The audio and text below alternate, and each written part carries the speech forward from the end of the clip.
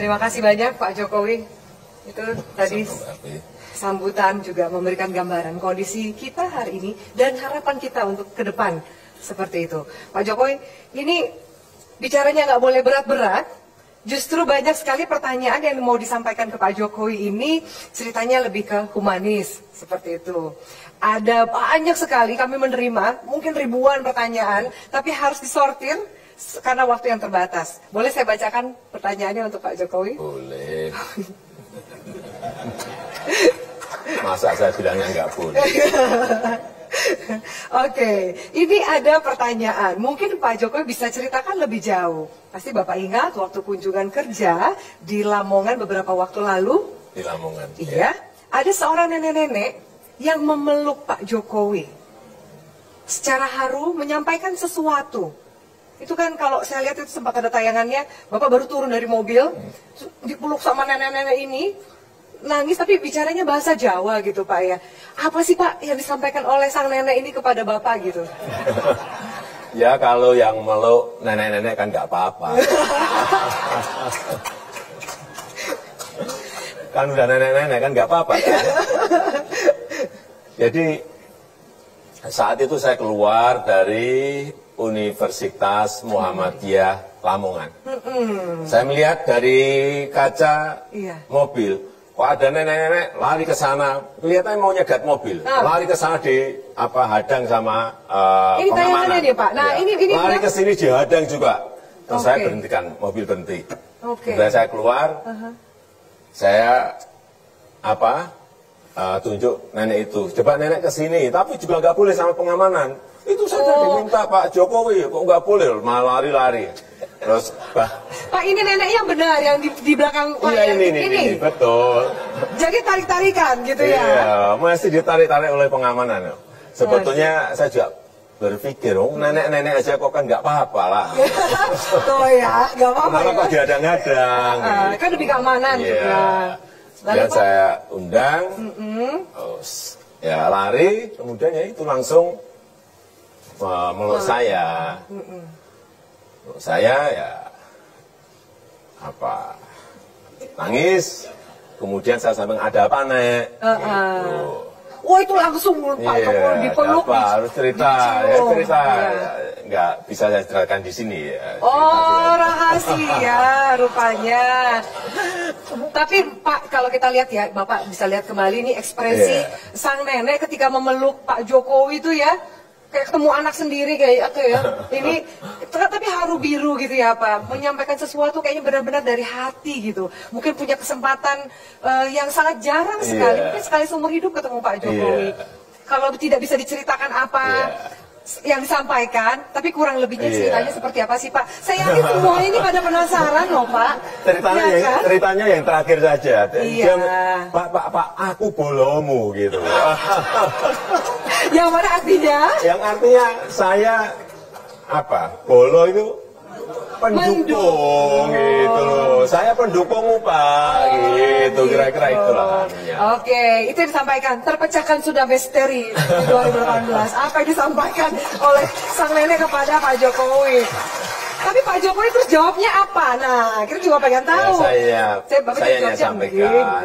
Gitu. Nah, doanya gitu. Oh, seperti itu.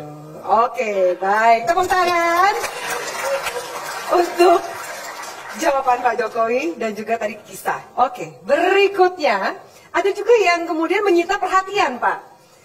Ini kalau ini mungkin boleh meluk karena ini mau cerita soal Ibu Iriana gitu ya. Bagaimana ikhwalnya Ibu Iriana ini menggendong seorang bocah, ini juga kunjungan Bapak, meresmikan monumen kapsul waktu di Merauke, Papua. Di Merauke ya? Iya, ada kapsul waktu, kemudian kita lihat dulu tayangannya. Seperti apa tayangannya? Nah, ini mirip-mirip The Avengers katanya ya Pak ya. Kekinian sekali desainnya, ramai sekali ya Pak ya. Ini semua mau selfie.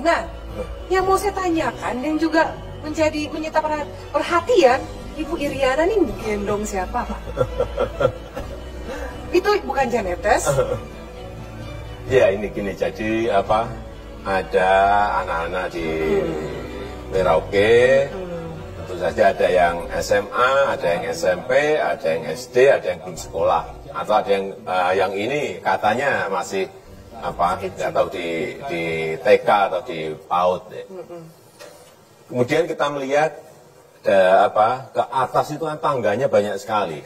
Seingat saya ada 105 tangga menuju ke atas itu. Nah, ini anak kan paling kecil. Gitu. Nah, udah digendong. Digendong? Ya, jadi itu inisiatifnya Ibu Iriana yang menggendong? Digendong itu aja sudah. Ibu Iriana kuat sekali gitu ya. Kita bertepuk tangan untuk Ibu Iriana. Karena kasih sayangnya kepada anak-anak Indonesia. Kalau gendong depan kan berat. Kalau gendong depan kan naik ini kan berat. Bisa gini nanti, terbungkuk-bungkuk berat. Sehingga gendongnya di belakang. Itu aja. Itu aja ceritanya. Oke. Sampai di atas ya sudah diturunkan gitu, bukan digendong terus. Sampai di atas sudah akhirnya bawa kapsul waktunya, terus kemudian dimasukkan isinya adalah. Membawa anak-anak membawa kapsul waktu yang berisi harapan-harapan mereka untuk 2085 yang akan datang. Oke, kita harapkan isi harapannya baik-baik semua terwujud untuk Indonesia juga. Oke, nah. Ini juga pertanyaan yang banyak sekali ditanyakan. Saya yakin juga ini banyak ditanyakan untuk Pak Jokowi. Beberapa waktu belakangan ini Pak Jokowi, Pak Presiden ini sering belusukan di pasar. Pak Jokowi belusukan sudah biasa, dan dia juga sudah sering melakukan belusukan ya Pak. Tapi ini belusukannya di pasar. Ya dari dulu juga di pasar. Dari dulu juga, tapi sejak wali kota di pasar. Bukan akhir-akhir ini. Bukan. Tapi ada yang bilang, ada yang suka teriak-teriak, harganya mahal gitu Pak. Sebenarnya tujuannya itu, faktanya yang dicek itu seperti apa Pak? Ya kalau saya masuk ke pasar, itu saya beli langsung. Misalnya contoh, ada bayam 1 ikat, saya beli. Berapa mbok ini mbok? 2.000 Pak, ya saya bayar. Artinya saya tahu bahwa itu memang 2.000. Ada itu kangkung. Karena presiden yang mau beli nggak dinaikin gitu?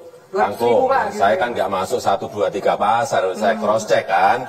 Jadi nggak bisa bohong juga ya Pak harganya ya? Lihat, kemudian beli lagi kangkung, 1 ikat 2.000, ya oke 2.000. Dan pindah lagi ke tempat yang lain, ayam. Saya tanya, ayam harganya naik atau turun? Pak, oh naik Pak. Dulu 28.000, sekarang kurang lebih 32.000. Artinya memang ada kenaikan. Dan biasa kan yang namanya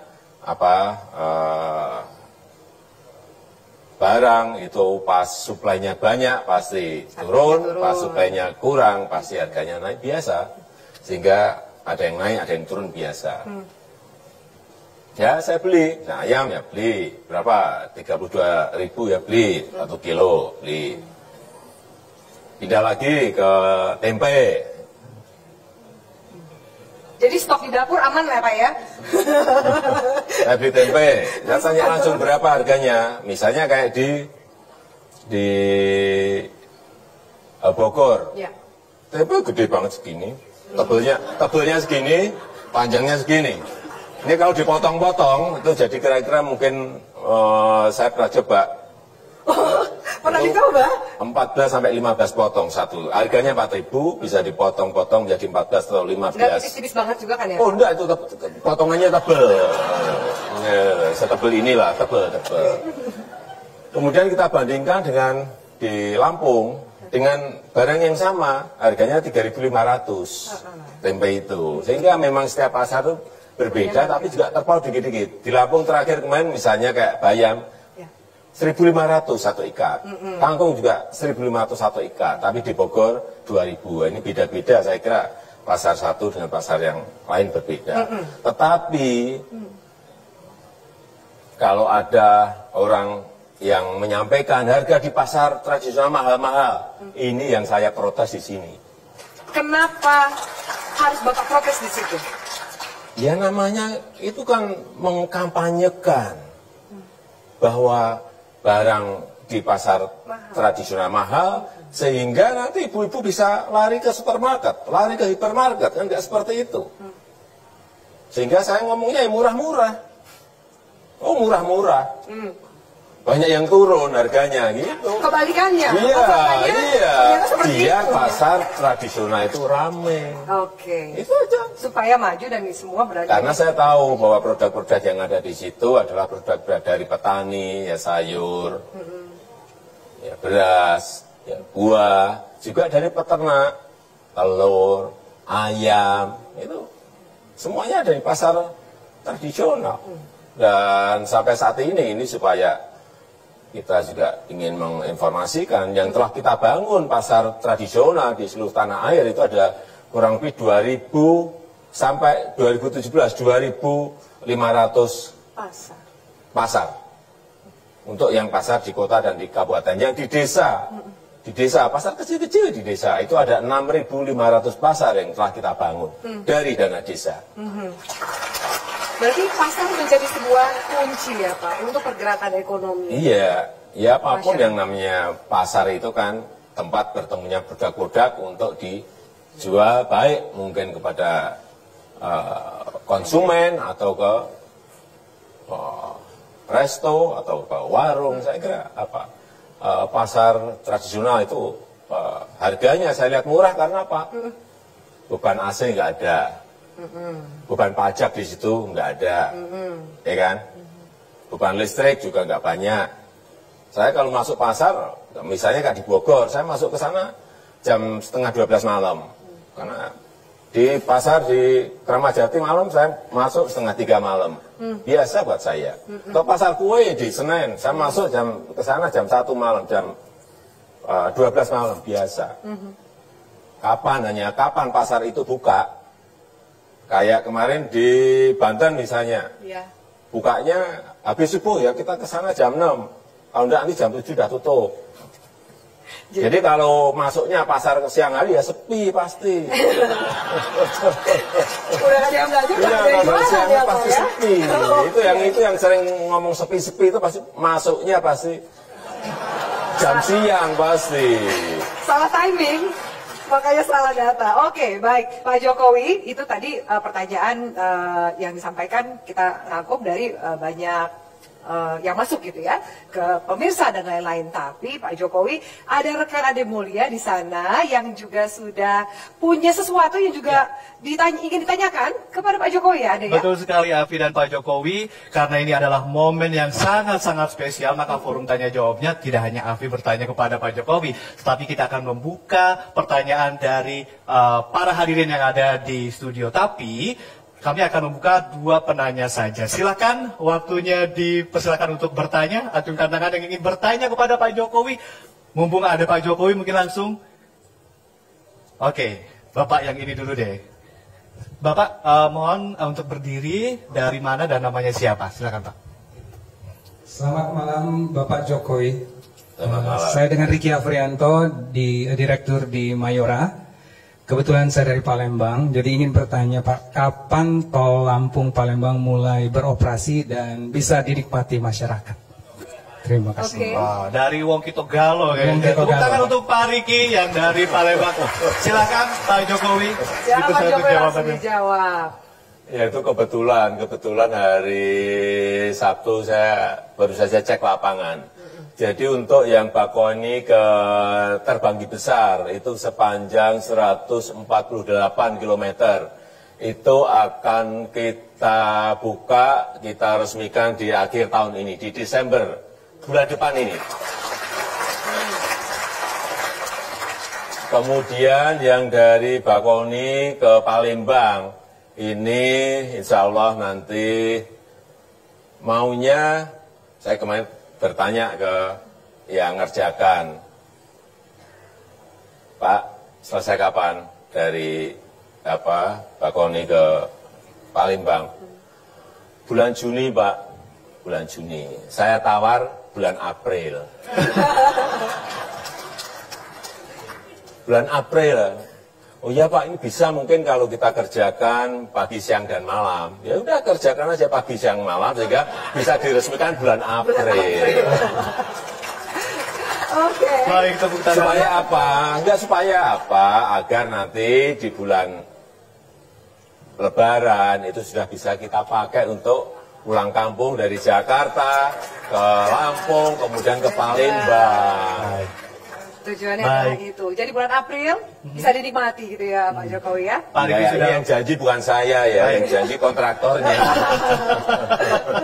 Pak Riki sudah puas dengan jawaban dari Pak Jokowi ya. Dan pertanyaan yang kedua tadi pria, mungkin saya akan cari yang wanita biar apa seimbang dengan waduh ya Bunda Christine. Ke Ibu ini dulu silakan Ibu, namanya siapa, dari mana, silakan. Selamat malam Pak Jokowi, saya Evelina Setiawan dari Agung Sedayu Group. Sebenarnya saya mau bertanya yang terkait dengan bidang usaha tempat saya bekerja. Tapi karena saya lihat hari di suasananya begitu santainya, jadi mungkin saya mau bertanya yang lebih, ya saya salah satu emak-emak Pak Jokowi. Dan tentunya saya butuh jawaban daripada menangkap hoax. Jadi pertanyaannya simpel Pak. Kenapa Bapak lebih suka mengajak Jan Etes daripada Kaisang? Terima kasih. Baik, terima kasih Ibu Evelyn. Tepuk tangan untuk Ibu Evelyn. Pertanyaannya out of the box loh. Itu pertanyaannya tuh mewakili mungkin Republik Twitter ya. Silakan. Pak, menarik nih Pak. Saya tadi pikir pertanyaannya sangat sulit, saya tunggu apa ini. Ya ini, jadi anak-anak saya ini kan kayak Kaisang itu masih kuliah, tapi juga memiliki bisnis kecil-kecilan, yaitu jualan pisang goreng. Kalau yang gede, Gibran itu jualan martabak. Jadi, tapi jangan dilecehkan, direndahkan loh. Jualan martabak ini kan tempatnya tidak hanya satu, tapi sekarang mungkin sudah 40-an ada. Ya kecil-kecil tapi banyak gitu. Kemudian yang jualan pisang goreng juga, saya kaget juga, tahu-tahu sudah sekarang punya di 33 kota udah ada, tapi ya kecil-kecil. Saya lihat sendiri ya jualan pisang goreng, masa mau tempat yang gede kan, ya tempat kecil-kecil aja. Hingga ya mereka sudah sibuk, sudah mandiri dengan pekerjaan masing-masing. Kalau yang Kaisang itu berarti kuliah, kalau nanti Jumat itu pulang ngeceki muter, nggak pulang, nggak ketemu saya, tapi ngurusi bisnis Jumat Sabtu Minggu muter, nanti balik lagi kuliah ya. Sehingga karena anak-anak udah nggak bisa dipegang, ya saya pegang yang kecil yang lebih mudah. Cucu ya Pak? Ya cucu aja, pegang. Kalau yang Jan Etesnya gampang dipegang, masih gampang dipegang. Kalau yang udah gede-gede udah sulit dipegang, karena udah punya pekerjaan masing-masing, sudah mempunyai urusan masing-masing ya. Ya itu. Jadi itu jawabannya ya Pak. Baik, tepuk tangan. Bukan karena yang Etes katanya kalau di Twitter tuh bilangnya karena lebih imut dan lebih ganteng gitu ya Pak ya? Ya kan kayak kakeknya. Baik, kalau tadi pertanyaan dari hadirin yang hadir di studio Pak Jokowi, kami juga akan menayangkan sejumlah pertanyaan. Tepatnya ada beberapa pertanyaan dari sosial media, namun karena keterbatasan durasi maka kami sortir menjadi hanya beberapa saja. Kita akan tampilkan pertanyaan dari sosial media atau para netizen. #Tanya Jokowi ini dari @fiskanLT. Pak Jokowi, bagaimana pendapat Bapak tentang generasi milenial di Indonesia saat ini? #Tanya Jokowi. Silakan Pak. Generasi milenial Pak. Ya kalau saya melihat dengan kemajuan teknologi sekarang ini, perubahan-perubahan global yang begitu sangat cepatnya, yang cepat merespon, yang cepat menangkap perubahan-perubahan itu ya anak-anak muda, generasi milenial. Mereka tahu, mengerti betul kalau kita ajak bicara mengenai artificial intelligence, mengenai Internet of Things, ngerti semuanya. Virtual reality, ngerti semuanya. Big data, ngerti semuanya. Cryptocurrency, ngerti semuanya. Ya artinya mereka memang generasi yang cepat merespon dari adanya perubahan dan cepat beradaptasi dengan perubahan-perubahan yang ada, ya inilah saya kira masa depan negara ini, masa depan Indonesia tergantung pada mereka. Oleh sebab itu saya sering pesan, jangan sampai kita ini, generasi muda kita ini, generasi milenial kita ini terjebak kepada yang sekarang ini sering ramai di media sosial, saling mencela,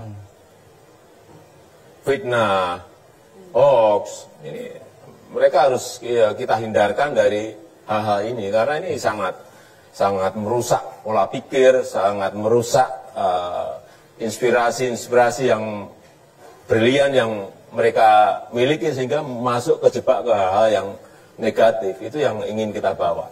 Oke. Tepuk tangan untuk jawaban Pak Jokowi. Pertanyaan berikutnya mungkin bisa kita tampilkan juga. Pertanyaan berikutnya ini, dalam menjalani hari-hari sebagai pemimpin negara, apakah Pak Jokowi pernah sesekali merasa jenuh dengan semua itu? Dan kalau mau curhat sama siapa sih Pak? Itu pertanyaan tambahan. Pertanyaan tambahnya apa? Kalau mau curhatnya ke siapa sih Pak? Enggak ya kita kalau mungkin saya duduk di kantor terus mungkin jenuh.